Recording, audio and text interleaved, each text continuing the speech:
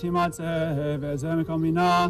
אשרי אדם מצא חוכמה ואדם יפיק תבונה. מה רב טובך אשר צפנת לרעך, פעלת לחוסים בך נגד בני אדם. מה יקר חסדך אלוהים, ובני אדם מצא כנפיך יחס עיון ירביו מדשן ביתך, בנחת עניך תשכם. טוב שמי שמן טוב יום המוות מיום היוולדו. סוף דבר הכל נשמע, את המצוות שמור, כי זה כל אדם. ילזו חסידים בכבוד, ונושקותם מנוחה נכונה בשבעה עליונה. תחת קווי השכינה במעלת קדושים הטהורים גזור הרקים וזרים. A 20 de maio de 2007, a congregação Sherit Israel, reunida no mais antigo cemitério judaico dos Estados Unidos, celebrou 353 anos de história. Como todos os anos, ressuscitou a memória de uma comunidade que ajudou a libertar a nação e o pensamento. As campas revelam origens portuguesas e fazem as lembranças recuar no tempo, até aquele 7 de setembro de 1654. Esta data recorda a chegada de 23 judeus à costa nova-iorquina. São estes pioneiros os fundadores da primeira comunidade judaica no território norte-americano. Mas a história destes peregrinos começa muitos anos antes, num Portugal intolerante que ostracizava e reprimia judeus e seus apoiantes. Temendo cair nas garras da Inquisição e, consequentemente, nas chamas da fogueira, muitos fogem do país e emigram para a Holanda. Em 1630, os holandeses capturam o território de Pernambuco no Brasil colonial. Muitas dessas famílias sefarditas, seguidoras das tradições judaicas hispano-portuguesas, vão viver para a cidade do Recife. Mas a sua estadia não dura mais do que 25 anos. A 26 de janeiro de 1654, Portugal reconquista aquela região, dando aos holandeses um prazo de 3 meses para se retirarem.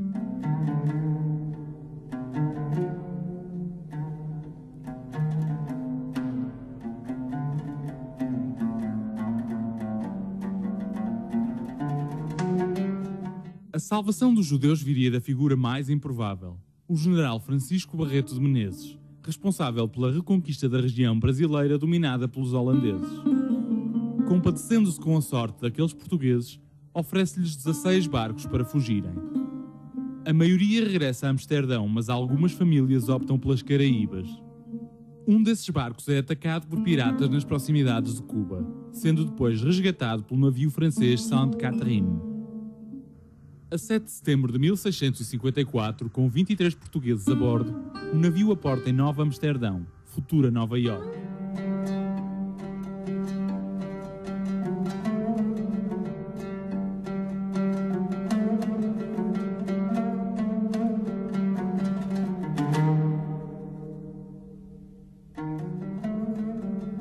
O seu estabelecimento no território norte-americano não é fácil. Inicialmente encontrou oposição do governador holandês de Nova Amsterdão, Peter Stuyvesant. O grande inimigo da Holanda era a Espanha e, através da Espanha, eram os católicos.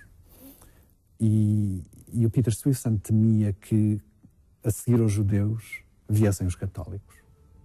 O governador escreve então uma carta à Companhia Holandesa das Índias, a pedir que rejeite a presença dos judeus na cidade, alegando que depois viriam os papistas. Mas a resposta seria favorável aos sefarditas.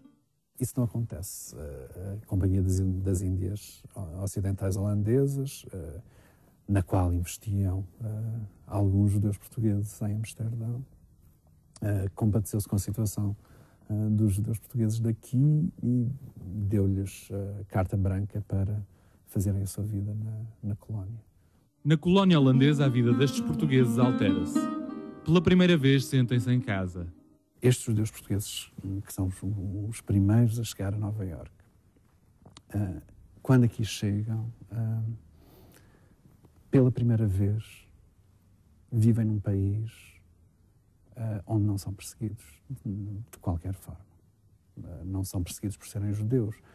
Podem ter cargos públicos, apesar de serem judeus. A maior parte sai de Portugal ainda como cristãos novos, como marranos, como judeus que se fingem cristãos aos olhos da sociedade e depois no estrangeiro, ou seja, em Bordeaux, ou em Amsterdão, ou aqui em Nova Iorque, ou em Londres mesmo, conseguem despir essa capa de cristianismo que eram forçados a usar e revelam a religião ancestral.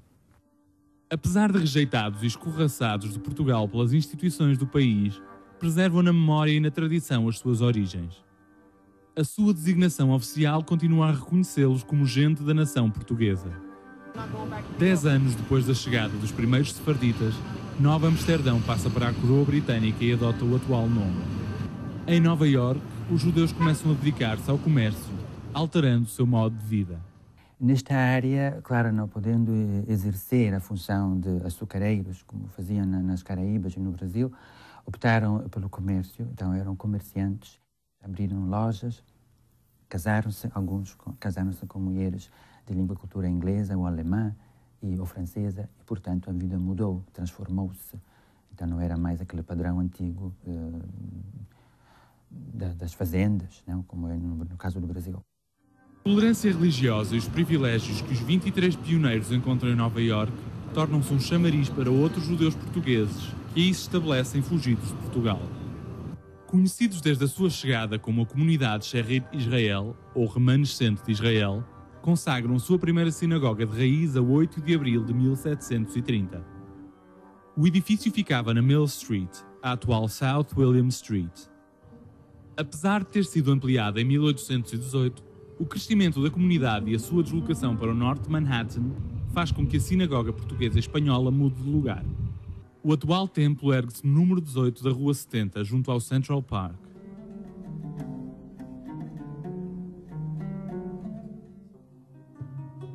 O orgulho de serem portugueses faz com que até ao final do século XIX utilizem a língua de Camões nos registros da sinagoga e nos negócios.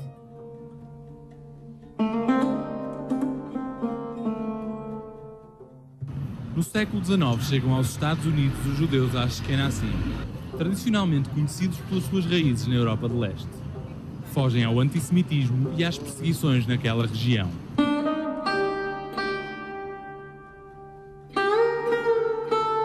Quando uma pessoa na América fala de judeus, automaticamente pensa nos judeus de língua e cultura alemã, eslava ou romena, sem saber que os alicerces foram os portugueses. Apesar de pouco divulgado, o seu legado é inegável, e na memória ainda prevalecem nomes de judeus de ascendência portuguesa. Entre eles destaca-se a família Mendes Seixas.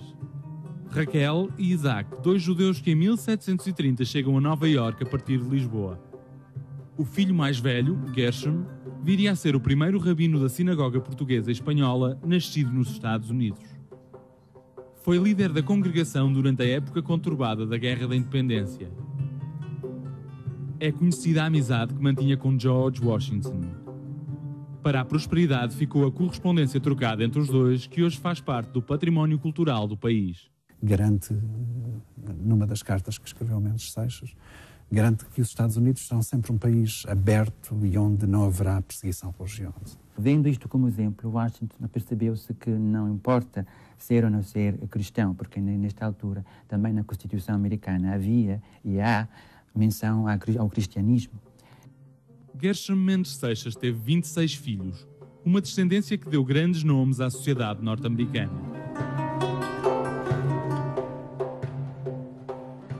O Jewish Theological Seminary dá-o como exemplo do que deve ser um rabino, do que deve ser um líder religioso, um líder de uma congregação, um líder espiritual.